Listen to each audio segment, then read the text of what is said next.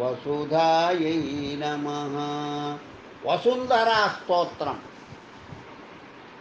जये जये जलाधारे जलशीले जलप्रदे यज्ञसूकरजाये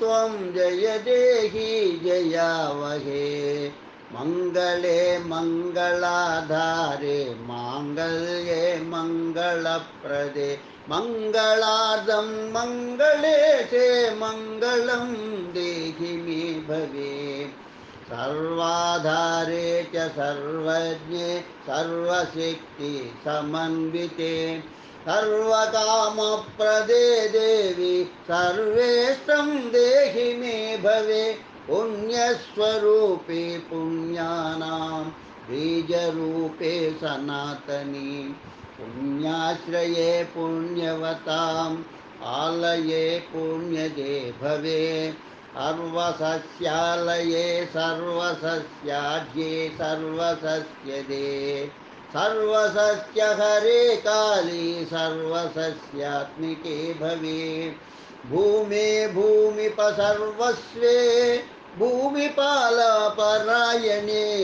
भूमिपानां सुखकरे भूमिं देहि च भूमिदे जये जये जलाधारे जलशीले जलप्रदे यज्ञसूकरजाये त्वं जयं देहि जयावहे मङ्गले मङ्गलाधारे माङ्गल्ये मङ्गलप्रदे मङ्गलार्धं मङ्गलेशे मङ्गलं देहि मे भवे सर्वाधारे च सर्वज्ञे सर्वशक्ति समन्विते सर्वकामप्रदे देवी सर्वेष्टं देहि मे भवे पुण्यस्वरूपे पुण्यानां बीजरूपे सनातनी पुण्याश्रये पुण्यवताम् आलये पुण्यदे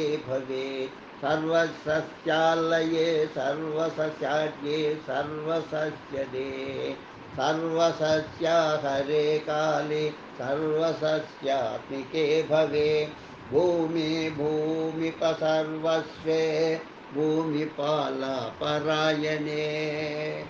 भूमिपानां सुखकरे भूमिं देहि च भूमिदे जये जये जलाधारे जलशीले जलप्रदे यज्ञसूकरजाये त्वं जयं देहि जयावहे मङ्गले मङ्गलाधारे माङ्गल्ये मङ्गलप्रदे मङ्गलार्धं मङ्गलेशे मङ्गलं देहि मे भवे सर्वाधारे च सर्वज्ञे सर्वशक्ति समन्विते सर्वकामप्रदे देवी सर्वेष्टं देहि मे भवे पुण्यस्वरूपे पुण्यानां बीजरूपे सनातनी पुण्याश्रये पुण्यवताम् आलये पुण्यदे भवे सर्वसस्यालये सर्वसस्याढ्ये सर्वसस्यदे सर्वसस्यहरे काले सर्वसस्यात्मिके भवे भूमे भूमिपसर्वस्वे भूमिपालपरायणे भूमिपानां सुखकरे भूमिं देहि च भूमिदे जये जये जलाधारे जलशीले जलप्रदे यज्ञसूकरजाये त्वं जयं देहि जयावहे मङ्गले मङ्गलाधारे माङ्गल्ये मङ्गलप्रदे मङ्गलार्धं मङ्गलेशे मङ्गलं देहि मे भवे सर्वाधारे च सर्वज्ञे सर्वशक्ति समन्विते सर्वकामप्रदे देवी सर्वेष्टं देहि मे भवे पुण्यस्वरूपे पुण्यानां बीजरूपे सनातनी पुण्याश्रये पुण्यवताम् आलये पुण्यदे भवे सर्वसस्यालये सर्वसस्याढ्ये सर्वसस्यदे सर्वसस्य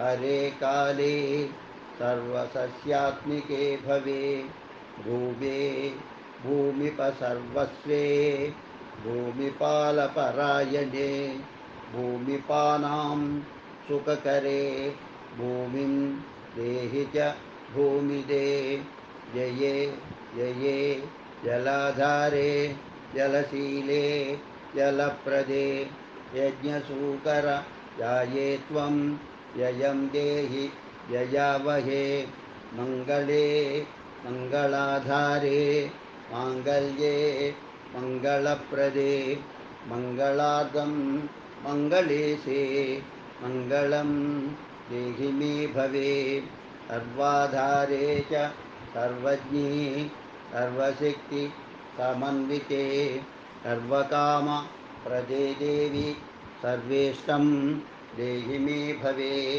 पुण्यस्वरूपे पुण्यानां बीजरूपे सनातनी पुण्याश्रये पुण्यवताम् आलये पुण्यदे भवे सर्वसस्यालये सर्वसस्याढ्ये सर्वसस्यदे सर्वसस्यहरे काले सर्वसस्यात्मिके भवे भूवे भूमिपसर्वस्वे भूमिपालपरायणे भूमिपानां सुखकरे भूमिं देहि च भूमिदे जये जये जलाधारे जलशीले जलप्रदे यज्ञसूकर जाये त्वं ययं देहि ययावहे मङ्गले मङ्गलाधारे माङ्गल्ये मङ्गलप्रदे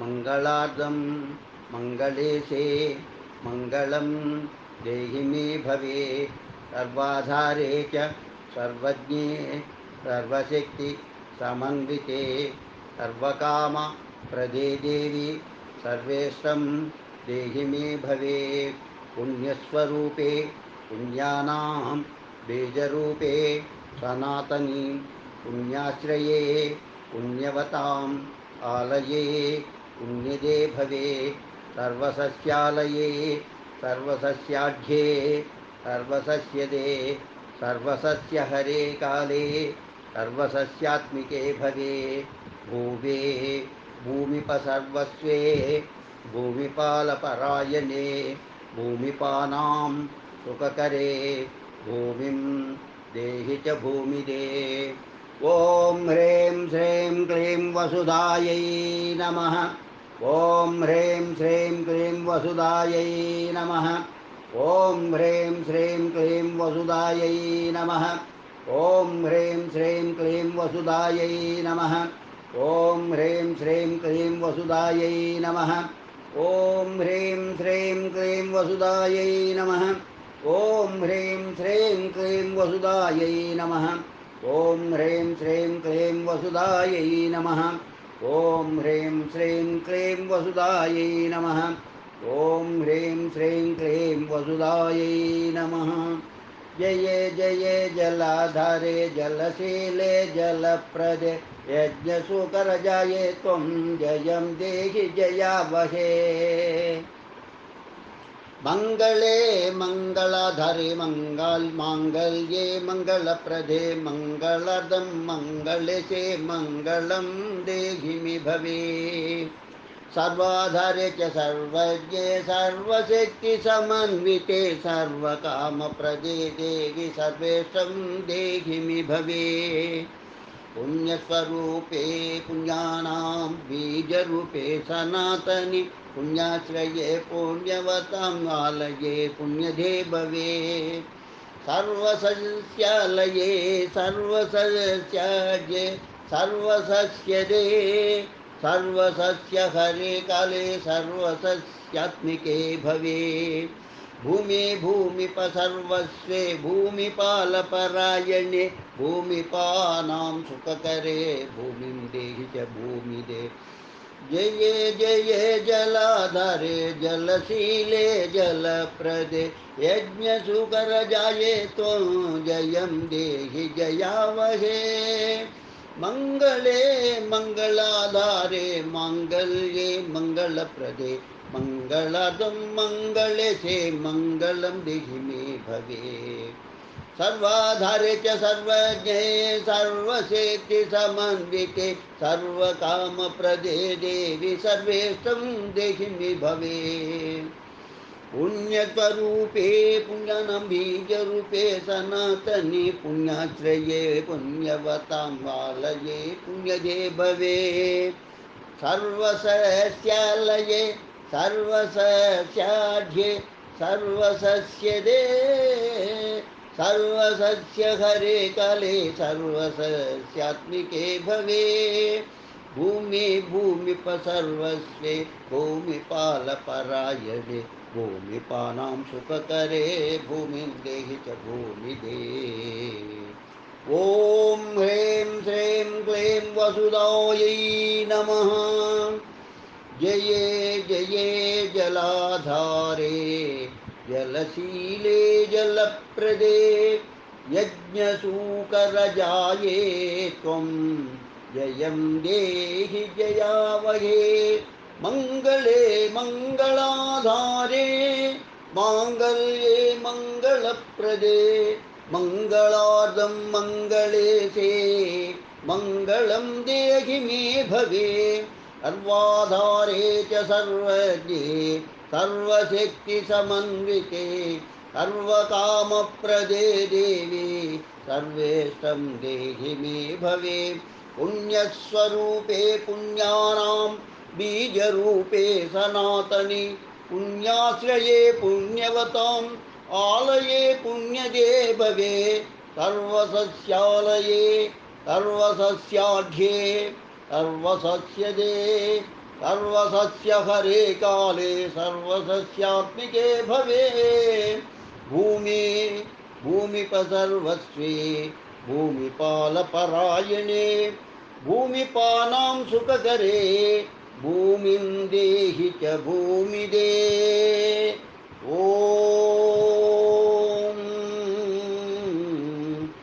कृतज्ञायै नमः ॐ क्षेत्रज्ञाय नमः ॐ वसुधायै नमः ॐ कृतज्ञायै नमः ॐ क्षेत्रज्ञाय नमः ॐ वसुधायै नमः ॐ कृतज्ञायै नमः ॐ क्षेत्रज्ञाय नमः ॐ वसुधायै नमः ॐ कृतज्ञायै नमः ॐ क्षेत्रज्ञाय नमः ॐ वसुधायै नमः ॐ कृतज्ञायै नमः ॐ क्षेत्रज्ञाय नमः ॐ वसुधायै नमः ॐ कृतज्ञायै नमः ॐ क्षेत्रज्ञाय नमः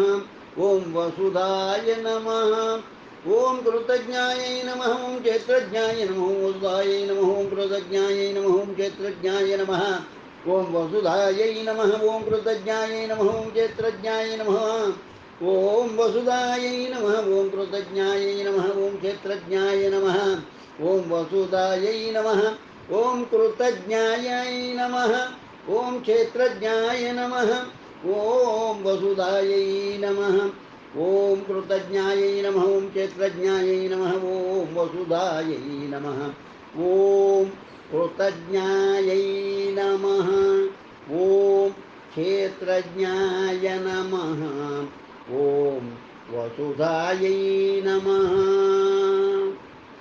श्री वराह गायत्री ॐ नारायणाय विद्महे भूमिपालाय धीमहि तन्नो वराह प्रचोदयात् ओम नारायणाय विद्महे भूमिपालाय धीमहि तन्नो वराहः प्रचोदयात्। ओम नारायणाय विद्महे भूमिपालाय धीमहि तन्नो वराहः प्रचोदयात्।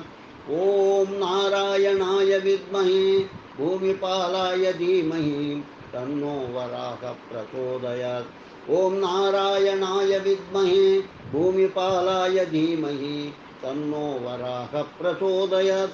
ओम नारायणाय विद्महे भूमिपालाय धीमहि तन्नो वराहः प्रचोदयात्। ओम नारायणाय विद्महे भूमिपालाय धीमहि तन्नो वराहः प्रचोदयात्। ओम नारायणाय विद्महे भूमिपालाय धीमहि तन्नो वराहः प्रचोदयात्। वसुन्धरां दुर्बरदैत्यपीडितां रसां तलातर्वीवराभिविष्टाम् उद्धारणार्थं च वराहवाणी चतुर्भुजां तं शरणं प्रपद्ये। विनायकशिखां पातु परमात्मा परात्पर अतिसुन्दरकायस्तु मस्तकं सुमहोत्कटः। विनायकशिखां पातु परमात्मा परात्पर अतिसुन्दरकायस्तु मस्तकं सुमहोत्कटः। विनायकशिखां पातु परमात्मा परात्पर अतिसुन्दरकायस्तु मस्तकं सुमहोत्कटः। ओम असाध्य साधक स्वामिन् असाध्यं तव किं वद रामदूत कृपा सिन्धो मत्कार्यं साधयेत् प्रभो। ओम असाध्य साधक स्वामिन् असाध्यं तव किं वद रामदूत कृपा सिन्धो मत्कार्यं साधयेत् प्रभो। ओम असाध्य साधक स्वामिन् असाध्यं तव किं वद रामदूत कृपा सिन्धो मत्कार्यं साधयेत् प्रभो। ओम असाध्य साधक स्वामिन् असाध्यं तव किं वद रामदूत कृपा सिन्धो मत्कार्यं साधयेत् प्रभो। ओम असाध्य साधक स्वामिन् असाध्यं तव किं वद रामदूत कृपा सिन्धो मत्कार्यं साधयेत् प्रभो। ओम असाध्य साधक स्वामिन् असाध्यं तव किं वद रामदूत कृपा सिन्धो मत्कार्यं साधयेत् प्रभो। ओम नमो भगवते वराहरूपाये भूर्भुवः स्वाहा। ओम नमो भगवते वराहरूपये भूर्भुवः स्वाहा। ओम नमो भगवते वराहरूपये भूर्भुवः स्वाहा। ओम नमो भगवते वराहरूपये भूर्भुवः स्वाहा। ओम नमो भगवते वराहरूपये भूर्भुवः स्वाहा। ओम नमो भगवते वराहरूपये भूर्भुवः स्वाहा। ओम नमो भगवते वराहरूपये भूर्भुवः स्वाहा। ओम नमो भगवते वराहरूपये भूर्भुवः स्वाहा। ओम नमो भगवते वराहरूपये भूर्भुवः स्वाहा। ओम नमो भगवते वराहरूपये भूर्भुवः स्वाहा। ओम नमो भगवते वराहरूपये भूर्भुवः स्वाहा। ओम नमो भगवते वराहरूपये भूर्भुवः स्वाहा। ओम नमो भगवते वराहरूपये भूर्भुवः स्वाहा। ओम नमो भगवते वराहरूपये भूर्भुवः स्वाहा। ओम नमो भगवते वराहरूपये भूर्भुवः स्वाहा। ओम नमो भगवते वराहरूपये भूर्भुवः स्वाहा। ओम नमो भगवते वराहरूपये भूर्भुवः स्वाहा। भूपतये भूपतित्वं मेधाहि दापय स्वाहा। भूपतये भूपतित्वं मेधाहि दापय स्वाहा। भूपतये भूपतित्वं मेधाहि द्वापय स्वाहा भूपतये भूपतित्वं मेधाहि दापय स्वाहा भूपतये भूपतित्वं मेधाहि दापय स्वाहा भूपतये भूपतित्वं मेधाहि दापय स्वाहा भूपतये भूपतित्वं मेधाहि दापय स्वाहा भूपतये भूपतित्वं मेधाहि दापय स्वाहा भूपतये भूपतित्वं मेधाहि दापय स्वाहा ओम नमो भगवते वराहरूपये भूर्भुवः स्वाहा भूपतये भूपतित्वं मेधाहि दापय स्वाहा ओम नमो भगवते वराहरूपये भूर्भुवः स्वाहा भूपतये भूपतित्वं मेधाहि दापय स्वाहा ओम नमो भगवते वराहरूपये भूर्भुवः स्वाहा भूपतये भूपतित्वं मेधाहि दापय स्वाहा ओम नमो भगवते वराहरूपये भूर्भुवः स्वाहा भूपतये भूपतित्वं मेधाहि दापय स्वाहा ओम नमो भगवते वराहरूपये भूर्भुवः स्वाहा भूपतये भूपतित्वं मेधाहि दापय स्वाहा ओम नमो भगवते वराहरूपये भूर्भुवः स्वाहा भूपतये भूपतित्वं मेधाहि दापय स्वाहा श्रीमात्रे नमः श्रीमात्रे नमः श्रीमात्रे नमः ओम नमो भगवते वराहरूपये भूर्भुवः स्वाहा भूपतये भूपतित्वं मेधाहि दापय स्वाहा श्रीमात्रे नमः ओम नमो भगवते वराहरूपये भूर्भुवः स्वाहा भूपतये भूपतित्वं मेधाहि दापय स्वाहा वो श्रीमात्रे नमः ओम नमो भगवते वराहरूपये भूर्भुवः स्वाहा भूपतये भूपतित्वं मेधाहि दापय स्वाहा श्रीमात्रे नमः ओम वसुंधराय विद्महे भूतादत्राय धीमहि तन्नो भुवः प्रचोदयात् ओम वसुंधराय विद्महे भूतादत्राय धीमहि तन्नो भुवः प्रचोदयात् ओम वसुंधराय विद्महे भूतादत्ताय विद्महे तन्नो भूतादत्ताय धीमहि तन्नो भुवः प्रचोदयात् ओम वसुंधराय विद्महे भूतादत्ताय धीमहि तन्नो भुवः प्रचोदयात् ओम नमो भगवते वराहरूपये भूर्भुवः स्वाहा भूपतये भूपतित्वं मेधाहि दापय स्वाहा ओम ह्रीं श्रीं क्लीं वसुधायै नमः ओम ह्रीं श्रीं क्लीं वसुधायै नमः ओम ह्रीं श्रीं क्लीं वसुधायै नमः ओम ह्रीं श्रीं क्लीं वसुधायै नमः ओम ह्रीं श्रीं क्लीं वसुधायै नमः वसुंधरा देव्यै नमः आशीर्वाद अनुग्रह कटाक्ष बल सिद्धिरस्तु ओम वसुधायै नमः ओम वसुधायै नमः ओम वसुधायै नमः ओम वसुधायै नमः ओम वसुंधरायै नमः ओम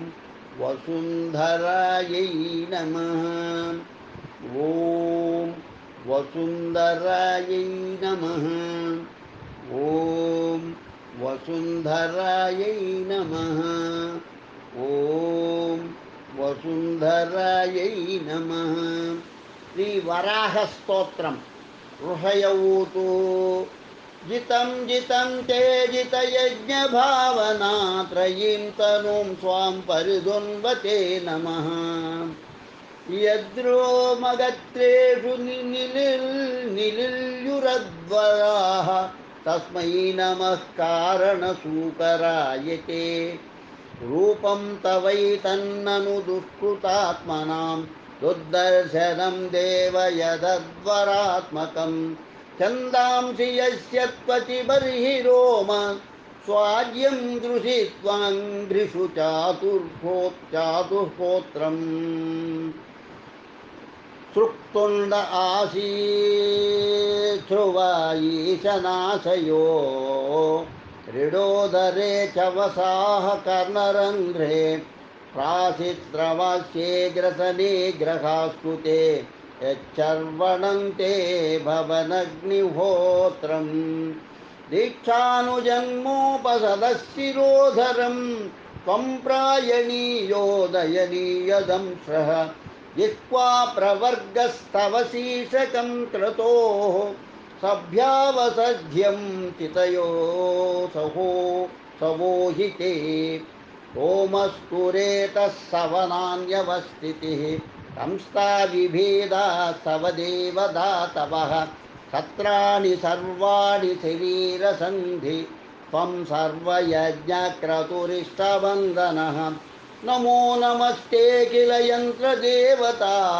द्रव्याय सर्वक्रतवे क्रियात्मने वैराग्यभक्त्यात्मजयानुभावित ज्ञानाय विद्या गुरवे नमो नमः दंश्राग्रकोट्या भगवंस्तया धृता विराजते भूधरभूसभूधरा यथा वनान्निस्सरतो दता धृता मतङ्गजेन्द्रस्य सपत्रपद्मिनीं त्रयीमयं रूपमिदं च सौकरं भूमण्डलेनादतदादृतेन ते चकास्ति शृङ्गोडघनेन भूयसा कुलाचलेन्द्रस्य यथैव विभ्रमः संस्थापयैनां जगतां सतस्तुषां लोकाय पत्नीमसिमातरं पिता विधेम चास्यै नमसा सह त्वया यस्यां स्वतेजोऽग्निनिवारणावधा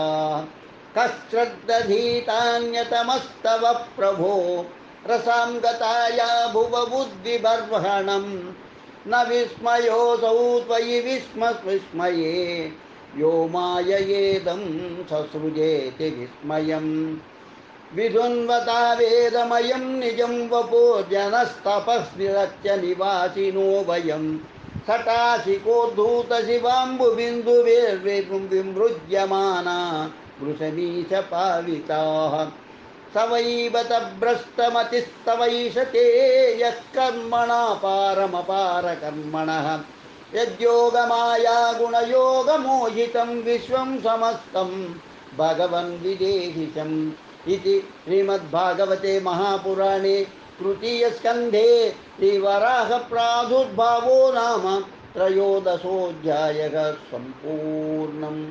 ॐ वसुन्धरायै नमः।